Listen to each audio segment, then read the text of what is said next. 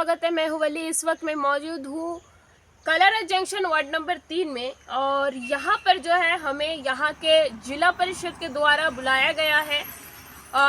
मुद्दा ये है कि एक 2021 और 2022 के वक्त ये यहाँ के पीआरआई मेंबर थे। तभी जो है या पीछे देख रहे हो बहुत बड़ा पेड़ था और इसके नीचे जो है ये आंगनवाड़ी को नुकसान हो सकता था और वहाँ पे घर भी है, वहाँ भी नुकसान हो सकता था।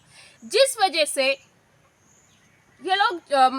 वजह से पीआरआई मेंबर के ओर से फॉरेस्ट डिपार्टमेंट को कहते हैं कि ये पेड़ जो है हानिकारक है, इसे काट दिया जाए। लेकिन उस वक्त उनके ओर से कहना रहता है इनका बहुत प्रोसेस है और ये डेंजर है पेड़, तो इसे हम ऐसे ही नहीं काट सकते, इसका कुछ प्रोसेस है, उसके बाद ही जो हम इसे काट सकते हैं। जिसके बाद उनको जो है पीआरआई के ऊपर दिया जाता है कि आप इसे काटें और वो जो है प्रोसेस फॉलो करके ये दोनों पेड़ काटते हैं।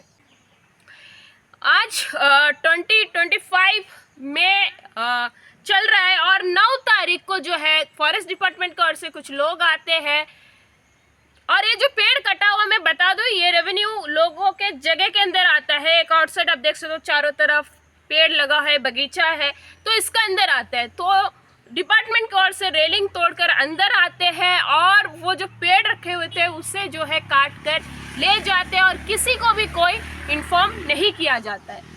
तो इसी वजह से जो है आज हम जिला परिषद मैडम से बात करेंगे, आखिर क्या है जानने की कोशिश करेंगे। चलिए पहले उनसे बात करते हैं।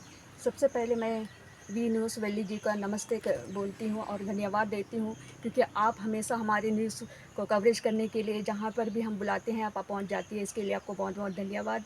वली जी, आज यहाँ पर जो कल जो यहाँ पर एक घटना हुआ है वो बहुत ही फॉरेस्ट डिपार्टमेंट की ओर से एक शर्मदायक घटना है, क्योंकि किसी के बगीचे के अंदर आकर किसी दूसरे डिपार्टमेंट या प्रशासन ने जो पेड़ गिरा कर रखे थे उनको आकर उन लोग लेकर जाना, वहाँ जिसका बगीचा है उनको भी बताए बिना खुद अपनी मर्जी से आए और रेलिंग के अंदर आए और वो पेड़ को काट कर लेके गए।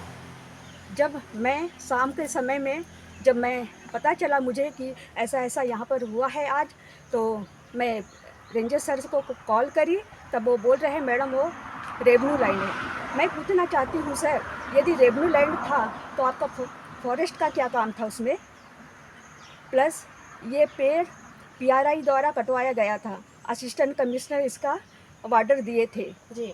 और दूसरी बात, पीआरआई द्वारा कटवाए थे तो पीआरआई का फंड भी लगा था सर, टोटल 30,000 का एस्टिमेट बना था। 2021 और 22 के बीच में ये पेड़ कटा है। उस वक्त से अभी तक ये पेड़ यहाँ पर वैसे ही था।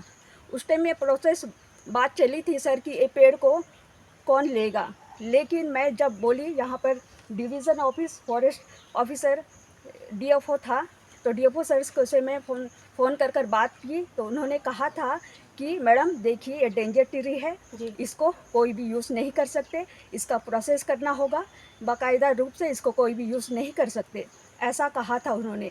लेकिन इस बाकायदा यदि प्रोसेस करना था तो कालीघाट आरओ से मैं पूछना चाहती हूँ, उन्होंने क्या प्रोसेस कर ये पेड़ को काटे? यदि प्रोसेस करे हैं तो बाकायदा रूप से उनका फॉरेस्ट का जो उन पेड़ पर लगा होता फॉरेस्ट का जी बोंगा का नंबर, तो वो नंबर कहाँ है? मैं जानना चाहती हूँ नंबर कहाँ है। और दूसरी बात, यदि उन लोग काटे हैं तो ये पेड़ जो है टोटली बोंगा के लिए यूज़ होगा और ये पेड़ ना ही फायर वुडन के लिए यूज़ होगा, क्योंकि ये पेड़ अभी तक सड़ा नहीं है। यदि ये प्रोसेस में जाते हैं, ये पेड़ अगर किसी भी प्रकार का डैमेज है तभी उस लोग वुडन के लिए यूज़ कर सकते हैं, वो भी प्रोसेस करना होता है। इसके लिए बाकायदा रूप से उसमें फॉरेस्ट का नंबर लगाया जाता है, उसके बाद में उसको अकाउंट में लिया जाता है, उसके बाद में अकाउंट के द्वारा उसको सील किया जाता है कि ये बोंगा के लायक है नहीं, इसको वुडन के लिए यूज़ किया जाएगा, फायर वुडन के लिए जी। लेकिन एक कार्य तो हुआ ही नहीं। यदि होता तो मेरे को एक नोटिस देते और पीआरआई को इन्फॉर्म करते। पीआरआई को बिना इन्फॉर्म किए किसी के बगीचा में घुस के आकर ऐसा कार्य करना, ये बहुत ही शर्मदायक घटना है, क्योंकि इन लोग किसी भी पब्लिक के ऊपर हरासमेंट कर रहे हैं। यही नहीं, और भी घटना है मैडम। आप देखिए रामनगर में जी कुछ दिन पहले एक गरीब फैमिली रह रहा था, जिसके बगल में एक गर्जन के पेड़ था, सेम पेड़ था मैडम, जी। गर्जन के पेड़। तो उस पेड़ क्योंकि उनका जो बात है, एक पीआरआई को उन लोग बहुत ही घटिया समझते हैं, और एक लेडीज़ है करके भी उन्हें सम्मान देना भी नहीं आता है। जी आज फॉरेस्ट डिपार्टमेंट इसी वजह से बदनाम है, डिगलीपुर डिपार्टमेंट में, टोटली डिगलीपुर डिवीज़न में इसी वजह, कुछ ऑफिसर के वजह से ही बदनाम है। सभी खराब है करके मैं नहीं बोलती, लेकिन कुछ लोगों के वजह से बदनाम है। आप जैसे कि आपको मैं बताई कि रामनगर में उन्होंने जो काम किया है वो बहुत ही शर्मदायक काम है। एक गरीब की जनता के ऊपर प्रेशर डालकर उससे कुछ पैसा लेकर उनको ऐसा दबाव डालना, ये तो गलत बात है ना मैडम। जी। इस पे कोई कार्रवाई नहीं की मैम? आपने कुछ कंप्लेंट करने की कोशिश नहीं की? Paper work?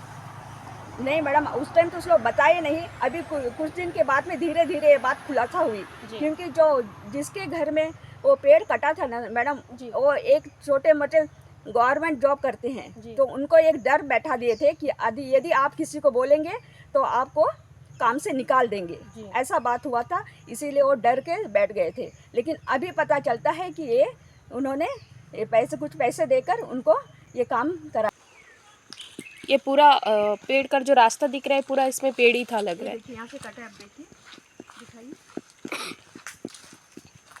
ये सुपारी पेड़ किसी का बगीचा है, दिखाइए। जी जी, घर भी दिख रहा है।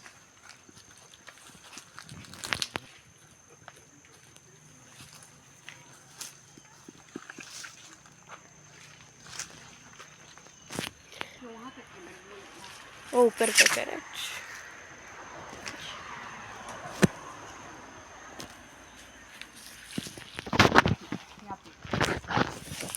यहाँ पर बैठ के काटे में।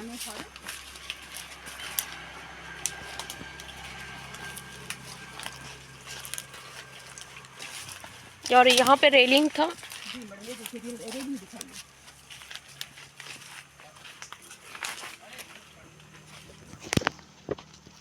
लेके चली जाती सर। देखिए ये पेड़ की छड़ा है, ये उडन का लाइक है या बोंगा का लाइक है?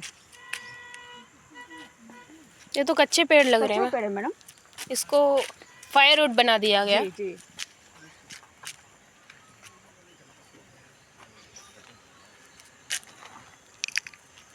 और एक बात मैं बोलना चाहूँगी मैडम, ये जो है कालीघाट कारो क्या करते हैं, कहीं भी फॉरेस्ट लाइन में घर बनता है या भी किसी जगह में घर बनता है, तो वो क्या करते हैं कि जाके उनका स्टाफ जाके वहाँ पे बोलता है कि जिला परिषद कंप्लेंट करी है करके, पब्लिक को ये गलत बात फैला के उन लोग क्या करते हैं, उन लोग के पास में जाकर कुछ पैसे लेकर, जैसे 20,000 15,000 लेकर उन लोग चले जाते हैं, और बोलते हैं घर वाले को कि आप लोग जल्दी बना लीजिए क्योंकि जिला परिषद कंप्लेंट करिए करके। और मेरा नाम पब्लिक के बीच में बदनाम करते हैं, पब्लिक ने खुद मुझे बताए हैं।